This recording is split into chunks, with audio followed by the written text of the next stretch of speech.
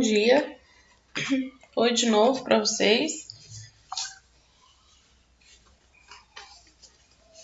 Vocês estão me ouvindo? Sim. Sim. Esperar um pouquinho os demais entrarem, tá? A gente continua. Agora com matemática, né?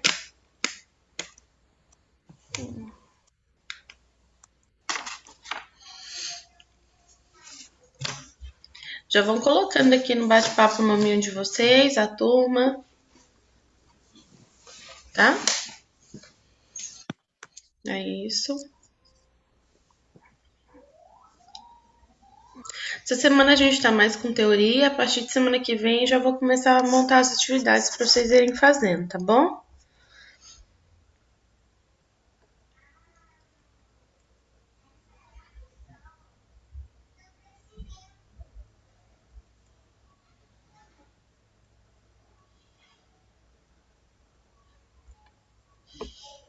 Vamos lá.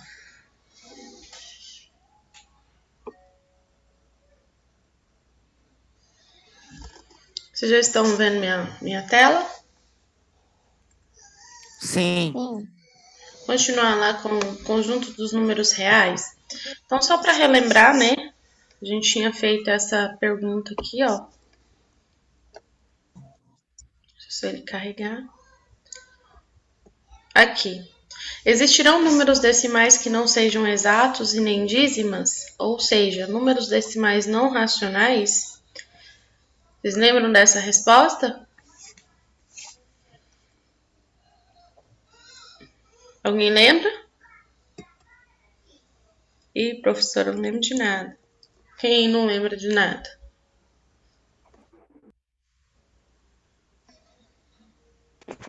Qual que é a pergunta? Existirão números decimais que não sejam exatos nem dízimas, ou seja, números decimais não racionais? Primeira coisa, deixa eu perguntar para vocês, fazer outra pergunta primeiro, quando vocês pensam nessa resposta. Ficou alguma dúvida sobre os números racionais, questão de decimal exato, dízima periódica? Porque se ficou, eu volto e explico. Ficou alguma dúvida? Não. Não? Então vamos continuar. Então, olha só. Olha essa imagem aqui, ó. Essa figura, né, ela mostra um triângulo retângulo.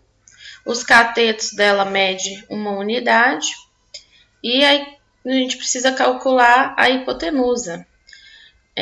A fórmula do triângulo retângulo, a gente calcula hipotenusa é igual à soma dos catetos ao quadrado.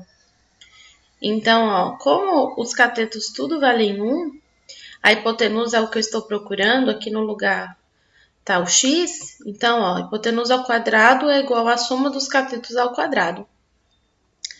Então, x ao quadrado, porque 1 vezes 1 é 1, né? Então, 1 mais 1 é 2. X ao quadrado é igual a 2. Para mim encontrar o valor dessa hipotenusa, eu tenho que tirar esse quadrado do x. Retirar o quadrado do x numa situação de igualdade dessa, eu teria que levar ao quadrado, né, a raiz quadrada. Então, o que eu vou fazer? Vou elevar a raiz quadrada 2 e o resultado da minha hipotenusa é raiz quadrada. Se eu fatorar essa raiz quadrada, a primeira raiz quadrada de 2, eu vou chegar numa resposta. Se eu extrair, né, essa raiz quadrada, eu vou chegar nessa sequência de número decimal, só que não é uma dízima periódica, por quê? Porque a sequência, após a vírgula, não tem uma repetição de números iguais. Pelo contrário, eu tenho uma repetição de variados números. Tenho 41, 42, 13, 56, 237 e continua, né? Então, não é uma dízima periódica. Para ser dízima periódica, eu tenho que ter, depois da vírgula, um período. O que seria o período? Uma repetição de números iguais infinitamente. Não é um número decimal exato. Por quê? porque depois da vírgula tem uma sequência de números que continuam se repetindo. Então, ele não é racional, né? Então, aí responde essa pergunta aqui, ó. Existirão números decimais que não sejam exatos e nem dízimas? Ou seja, números decimais não racionais? Sim, a resolução aqui do triângulo retângulo prova isso. Então, o conjunto dos números reais, né? Os números com raiz quadrada são chamados de números irracionais. A representação decimal deles não é exata e nem periódica. De um modo geral, número irracional é todo número que, escrito na forma decimal, é infinito e não periódico. Então, um exemplo, né? Eu já até falei isso aqui para vocês na última aula. Raiz quadrada de 3, raiz cúbica de 5, π, né? Por aí vai. Então, gente, π é aproximadamente tudo isso daqui. Ó. A gente fala 3,14, mas olha o tanto que o tamanho do π, tá vendo? É um número decimal sem fim. A gente utiliza só 3,14. Imagina a gente ter que colocar essa sequência toda de números para calcular π em um exercício. Então, ó, a reunião dos racionais com os irracionais vai resultar no conjunto dos números reais. Então, ele é a partir de agora, né? Com ele que a gente tem o nosso universo numérico. Ele é o conjunto mais completo que temos. Então, a definição do conjunto dos números reais é essa. R, né, maiúsculo, nunca devemos esquecer disso, representando o conjunto dos números reais, é igual, abre chave, x. Só que olha a condição, x é racional ou irracional.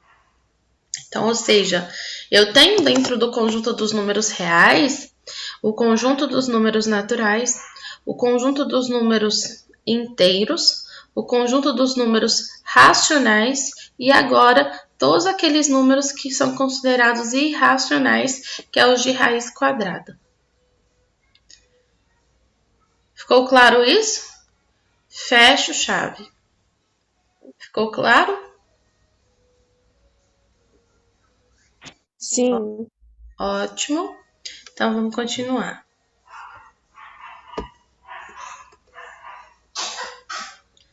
Então, a visão geral, né? Que é aquilo que eu disse para vocês, ó. Nosso estudo, né? No nosso estudo, você deve ter notado como conjuntos numéricos naturais, inteiros, racionais e reais foram sendo construídos. Na verdade, cada um deles amplia o anterior. Então, foi com acréscimo de novos tipos de números, tá vendo? Naturais inteiros, né? Aqui são todos os positivos.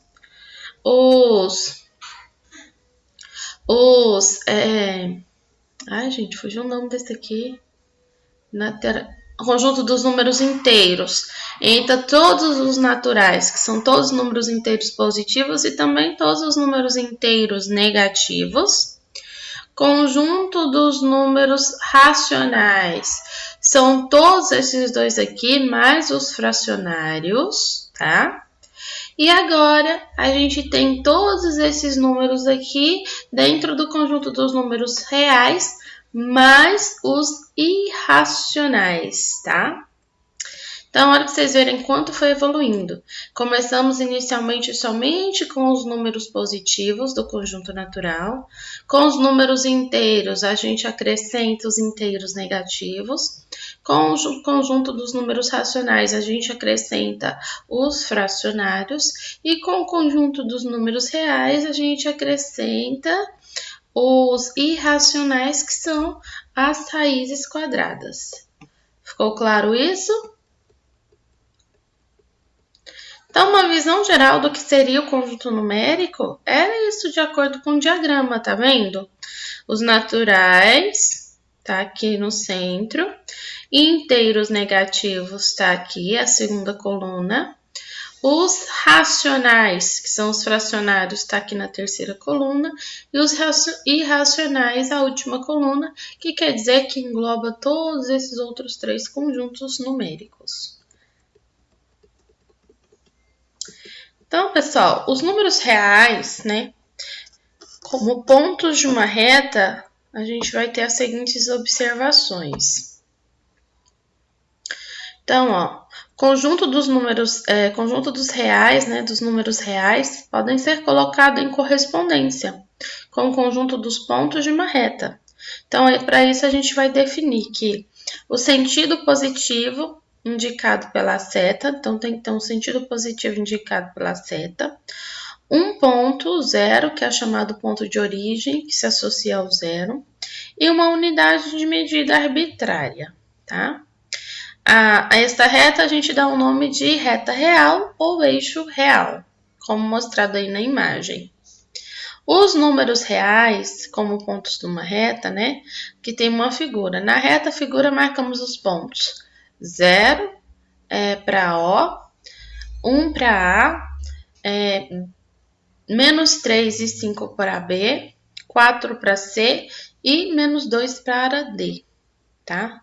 Então, olha só. Como menos 2 é para D, então a gente tem um ponto de origem.